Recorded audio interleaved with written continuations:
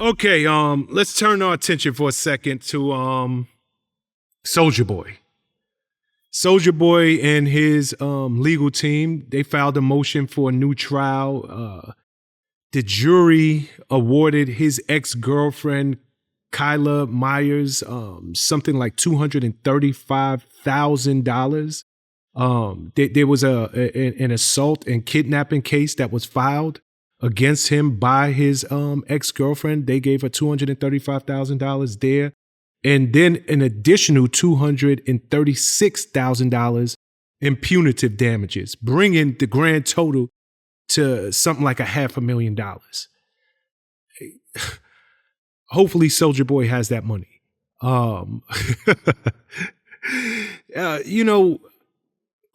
Here we go again.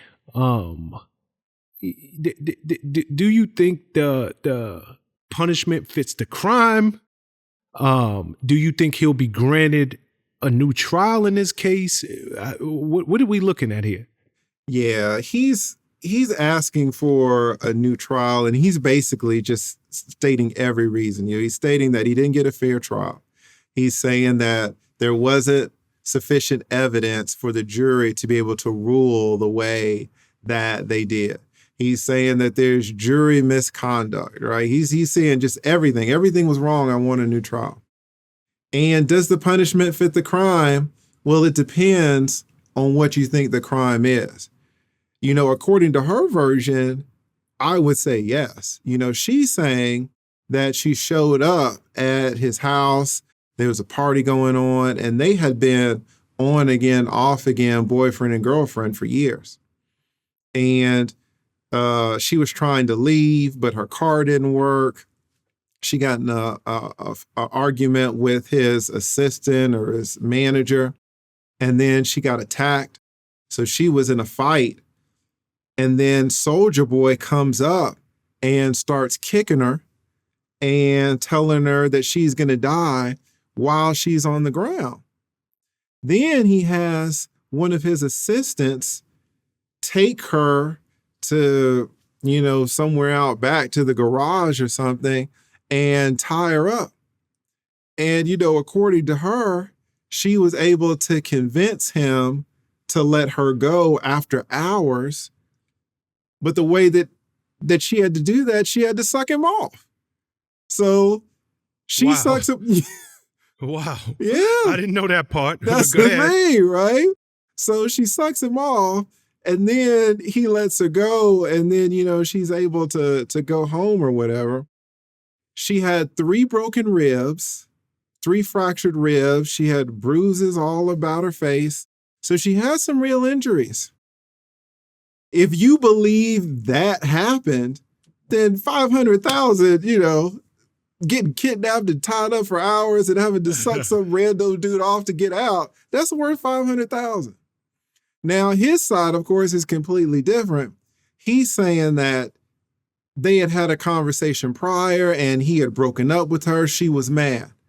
So she showed up uninvited and drunk. Because she was drunk and driving, she smashed her car, which is why her car was inoperable. His manager, the woman, comes out and tells her, hey, what the hell's going on? We got all these people in here. You're causing a scene. You weren't invited. You need to leave. He comes out and basically co-signs that, tells her to go away, and then he goes back to the party. He doesn't know anything about the garage. He doesn't know anything about anybody being sucked off. He doesn't know anything about broken ribs. He doesn't know anything about bruises on her face. So he's like, listen, stuff might have happened at my property, but that's between them. This lady wasn't even invited. Why am I having to pay $500,000? How could the jury even thought that? So there's not a lot of agreement between what he said and what she said. But, if you can show fractured ribs and you can get on the stand and cry and, talk about how you had to suck a stranger off to get released, that can be persuasive. I don't know how much Soulja Boy is worth. You look this stuff up. Google says he's worth 10 million. You can't really trust Google on that, of course. Who knows what he has, but he'll probably be okay, but he's pissed off about it. He's paying his legal team even more money. If he had 10 million, I don't know. He's lost 5 already. Maybe you just let it go, but then you don't want that on your reputation, right? That you're kicking women when they're down, kicking them in the chest, breaking their ribs, telling them that they're going to die. So maybe because of his image, maybe he has to appeal the case. Maybe what she's saying is a lie and he's right all along. Maybe he's telling the truth. Maybe he's like, this isn't what happened. I want my appeal. But it's hard for juries because, again, when we're on a jury, we're not there.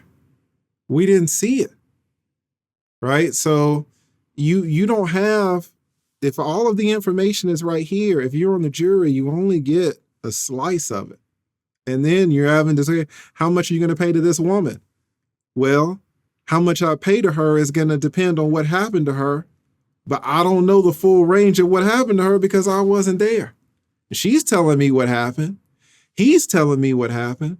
They're contradicting each other. I wasn't there. I don't know what the hell happened. Just give him 500,000. Give her 500,000. I don't know.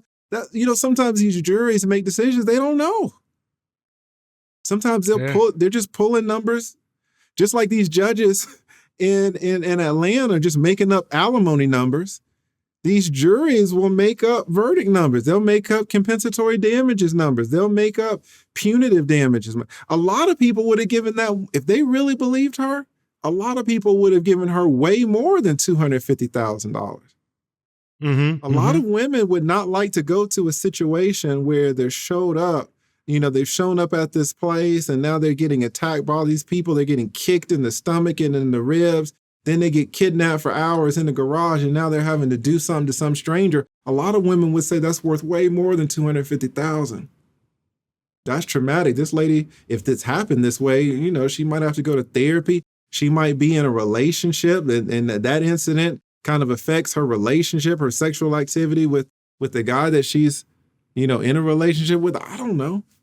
So how did the jury come to $250,000 to punish him for that act? It could have been $200,000. It could have been $500,000. It could have been $1 million. People just making up numbers.